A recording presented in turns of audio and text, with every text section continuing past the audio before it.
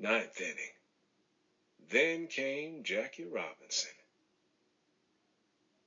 There was never a man in the game who could put mind and muscle together quicker and with better judgment than Jackie Robinson. Branch Rickey. There is a story the pitcher Chet Brewer used to tell. A black boy went into the ballpark and he told a white manager, "Hey, I'd like to try out for your team." The white manager said, "Go away, boy. I don't have any room for a black boy on my team." He went away and came back the next night and asked the manager again. The manager said, "I told you last night I don't have any room for a black boy on my team." So he came back a third night, and the manager said, "I've had it up to here with you. If you come back tomorrow night, I'll have the police throw you in jail." So the following night, the kid bought a ticket right over this white man's dugout. And he sat there, and he bugged this manager, and he bugged him, and he bugged him. So finally the manager said, "Hey, coach, get that man down here and give him a uniform. I'm going to pick out a spot in this game to embarrass him so he won't ever come back. Because I know he can't play. He's just a lot of mouth." So we brought him down and put him in a uniform. And this particular night, they were playing a team that had the ace relief pitcher in the whole league, a big giant of a white man who threw BBs. The opposing pitcher walked the bases full, and the manager said, "This is where I'll show this black boy up." He said, "Hey, you pinch hit." So the kid ran by the bat stand, picked up the first bat he came to, and walked up to the plate. The opposing manager summoned his big relief ace pitcher from the bullpen. And the first pitch this big white man threw, this black boy hit it up against the right center field fence. And as he was rounding second base, the white manager jumped up and said, "Look at that Cuban go!" Major league owners have been looking at our Negro League players for years. It's no secret that some of them wanted to sign Negroes to their teams. They would try to pass them off as Cuban or American Indian. John McGraw, the manager of the Baltimore Orioles back in 1901, signed a Negro named Charlie Grant to his team. Now, everybody and his mother knew that Charlie was a Negro, but McGraw tried to pass him off as a Cherokee Indian named Chief Charlie Tokahama. It almost worked, too, until a bunch of Negroes went to congratulate him after a game and ruined the whole thing. Toward the end of World War II, Major League owners began sending their scouts to Negro League games. They even gave some of our guys tryouts, but nothing ever came of it. Even the last place teams wouldn't take us. They always had some excuse like, "There are just too many of you to go in," or "Nobody wants to be the first one to sign a Negro." We knew that if they decided to sign one of us, it meant we'd be taking the place of one of the white ball players, and he'd be out of a job. That didn't sit too well with the major leaguers. It seemed like the major league owners would never sign a Negro ball player. Kennesaw Mountain Landis made a statement in the papers saying there was no agreement of any sort that banned Negroes from playing in the majors. But how else do you explain the absence of Negroes from Major League Baseball for almost 60 years? That statement was a flat-out lie. Landis wouldn't have let a Negro into the major leagues if his life depended on it, and that's the truth. Bill Veeck tried to buy the Philadelphia Phillies and planned to load the team up with Negro League stars like Josh Gibson, Cool Papa Bell, and Satchel Paige. He told Landis what he wanted to do, but of course, Landis shot it down. The team was sold to somebody else for next to nothing. After nearly 25 long years as Major League Baseball commissioner, Judge Landis died in 1944. A new commissioner was elected, A.B. Happy Chandler. A couple of reporters from the black papers immediately asked him where he stood on the question of integrating baseball. That fella came right out and said, "If a colored boy can make it on Okinawa and Guadalcanal, he can make it in baseball." We had waited more than 50 years to hear those words. It was all over the papers. People, black and white, were talking about it at the dinner table, in the street, in the barber shops, on the radio, in the newspapers. everywhere. A lot of the major league owners didn't like what Chandler said, especially coming from a Southern fella. That really got him into some trouble. They couldn't wait for him to make a mistake. As soon as he stubbed his toe, Chandler was out of there. He only lasted a few years as commissioner, but he made it possible for Negroes to play in Major League Baseball. People always talk about Branch Rickey integrating baseball, and he deserves a great deal of credit because he was the only major league owner willing to take a chance on a Negro ball player. But if it hadn't been for Chandler, Rickey couldn't have done a thing. After the door to the major leagues had finally opened, the only question was, who will be the first to go? By that time, many of our great Negro League players were past their prime. Buck Leonard was about 38, 39 years old. Ray Dandridge was up there too, and so was Josh Gibson, and he was sick. Satchel and Cool Papa were even older, and if they had been called up, they wouldn't have gone straight to the majors. They would have had to play in the minors for a year or two.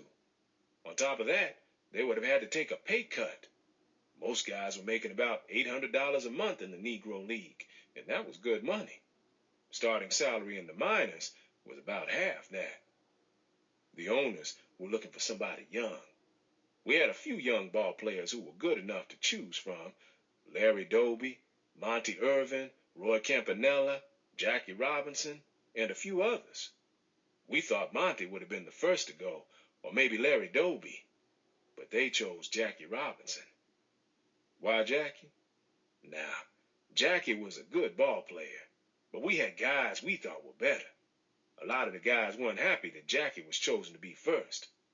But you know something? You can be wrong about a person. We look back and see that they found the right man in Jackie. All of that stuff he took, nobody else would have taken.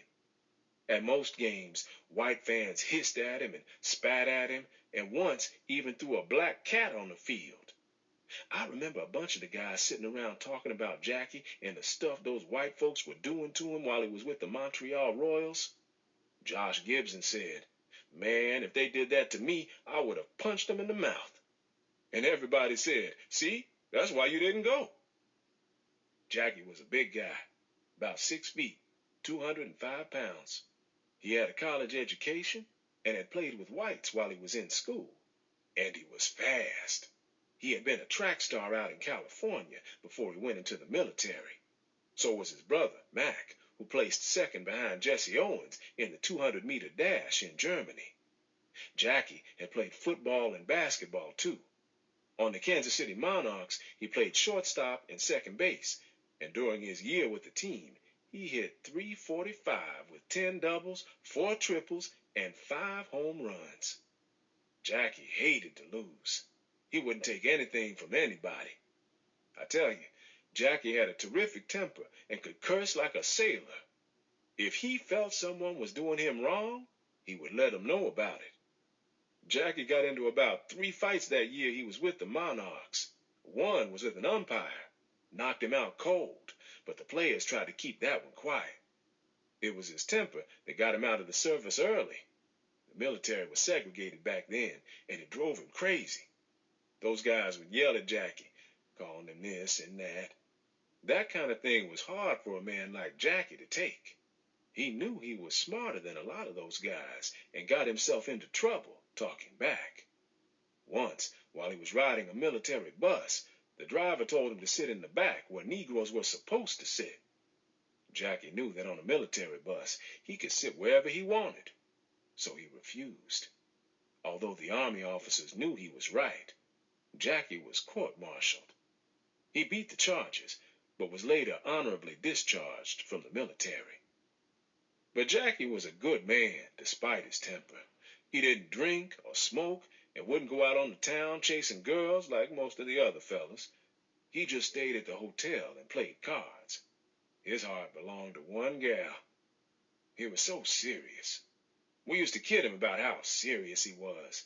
He always talked about playing in the majors. Maybe deep down, he knew he'd be the first to go. Even still, he was very nervous about being able to make it in the big leagues. His roommate on a barnstorming team in Venezuela Gene Benson, said, "Where you're going ain't half as tough as where you been."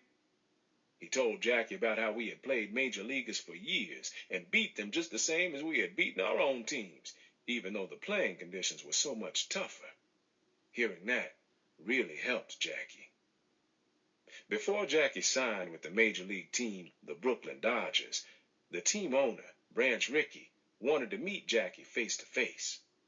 During the meeting, Mr. Rickey acted as if he was angry, yelling and calling Jackie every racial epithet in the book, just to test Jackie's famous temper.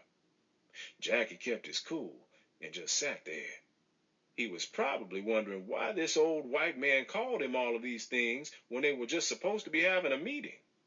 Mr. Rickey explained that he was only testing him and that this was the sort of thing he would have to face every day on the road, and that he would have to hold his temper and not talk back no matter what for a period of 3 years. He asked Jackie if this was something that he could do. Most guys would have said, "Oh yes, Mr. Rickey, I can do that." But Jackie thought for a moment.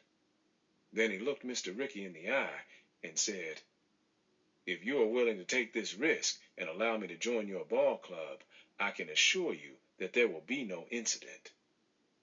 This really impressed Mr. Rickey, and it only shows just how smart and eloquent Jackie was. Jackie signed with the Brooklyn Dodgers in 1945. He played his first year with Montreal, the Dodgers farm team, and led the team to the minor league World Series. In the spring of 1947, Jackie was called up to the Dodgers and did well there, too. He hit .297 and led his team with 29 stolen bases and 125 runs scored. He also had 12 home runs. The Dodgers won the pennant in 1947, and the Sporting News named Jackie Rookie of the Year. But the most amazing thing of all was that he did it under all that pressure. He received death threats, and someone even threatened to kidnap his little boy. On the field, the fans called him names and threw stuff at him. Pitchers threw at him, and players pushed him around and tried to spike him when they ran the bases. He had to deal with that kind of thing every single day. And the worst part was that he couldn't fight back. He didn't say anything, because he knew it would ruin the chances of any other Negro playing in the majors. I think that is what hurt Jackie the most. He was the type of guy who always stood up for himself, and he just couldn't do that in the majors, at least for the first 3 years. He had to keep it all inside. That kind of thing can make you sick. That's why he died so young.